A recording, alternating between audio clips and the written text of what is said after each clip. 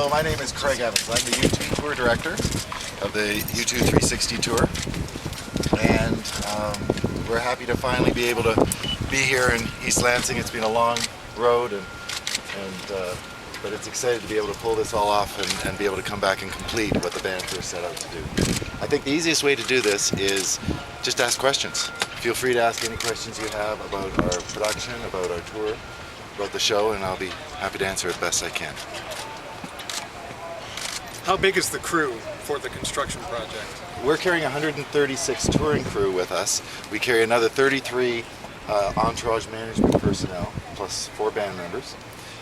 We also have 210 trucks, so when we think of our touring personnel, we have 210 drivers of those trucks. We also have another 12 buses, an air crew.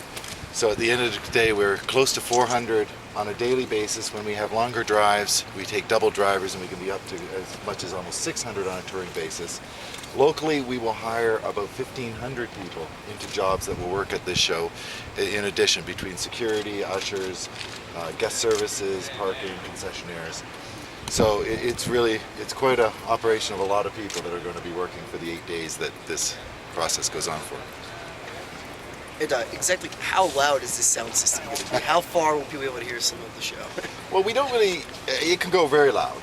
There's certainly never been a tour to carry this much sound with it, but we don't really count it by loudness. It's clarity, and it's the whole research and development that went into this, which was a couple years of development onto the sound system for this tour, prior to the start of the tour, was based on how to create sound that when you walk away, your ears aren't ringing, because the sound has been clear enough and precise and filled every corner of the stadiums that we come into.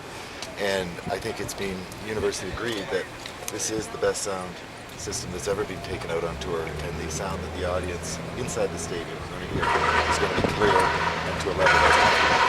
And how does this venue, the college football site, compare to some other venues you've taken across worldwide? Well, I think, this is a 360 show. So as you look around here, you can see that the full stadium is a full 360 stadium.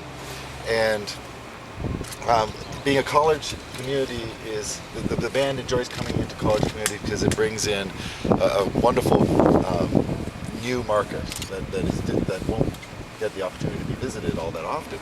But in terms of just the U2 fan and the fans coming to the concert and the experience that the concert creates among the fans and the band, this 360 show works perfectly into this stadium, where you'll have a whole sea and ocean of people from floor to stands to grandstands, and that experience that they all share with the band, that the band shares with them, that grows one off the other, will occur in the normal fashion that a U2 concert's known for.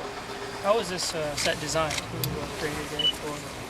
Well, Willie Williams was the show designer. Mark Fisher was the stage designer, steel system. And it really came as a result of, at the last show of the Vertigo Tour, we did it in Honolulu, and Bono and Willie and Jake Berry, the production director, were walking out in the field, and Bono looked around, and we were playing a normal stadium where you just played forward, and he said, could we play this whole thing? And that's where the idea first started.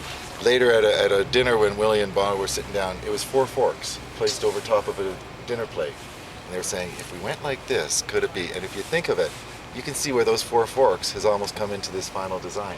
The whole intention had been originally from Willie was to make it so big that it made the stadiums feel smaller, and that would help build a sense of intimacy between the audience and the band. And I think as you look over behind me, it is big, and it does make this stadium look smaller. When it fills up with its video screen, which is the biggest video screen that's ever toured, 54 tons, it carries a huge amount of gear. The entire weight of this structure will be over 400 tons. It's placed down onto 4 legs. The 4 legs are about 4.5 feet wide at the lower part. So the sight lines become on a level that no tour has ever considered to do in a 360, and that's the genius of the engineering that went into this design.